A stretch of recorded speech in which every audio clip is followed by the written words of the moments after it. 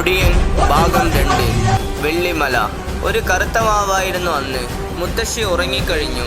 പക്ഷെ അവന് കിടന്നിട്ട് ഉറക്കം വന്നില്ല. അവൻ്റെ മനസ്സിൽ ഒടിയൻ്റെ ചിന്തകൾ അവനെ വല്ലാതെ അലട്ടുന്നുണ്ടായിരുന്നു.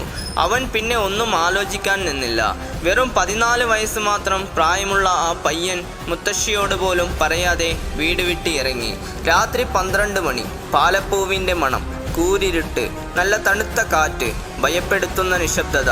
ദൂരെ എവിടെയൊക്കെയോ ഒരു സ്ത്രീരൂപം. മുത്തശ്ശിയുടെ യക്ഷിക്കഥകൾ കേട്ട് വളർന്ന അവന് ഉള്ളിലൊരു ഭയം വന്നു തുടങ്ങി. അതൊന്നും ചെവികൊള്ളാതെ അവൻ കാലുകൾ മുമ്പോട്ട് വെച്ചു. മുമ്പ് എപ്പോഴോ മുത്തശ്ശി പറഞ്ഞ ഒരു ഓർമ്മ. തെന്മലയോര പ്രദേശത്താണ് ഒടിയനെ അധികമായി കാണപ്പെടുന്നത്. പക്ഷേ ഇത് വെറും കേട്ടുകഥകൾ മാത്രം. ഒടിയനെ കണ്ടവർ ആരും ഇപ്പോൾ ജീവനോടെ ഇല്ല. അങ്ങനെ അവൻ അതുമാലോചിച്ച് നടന്നു കണ്ണാടിക്കാട് എത്തി.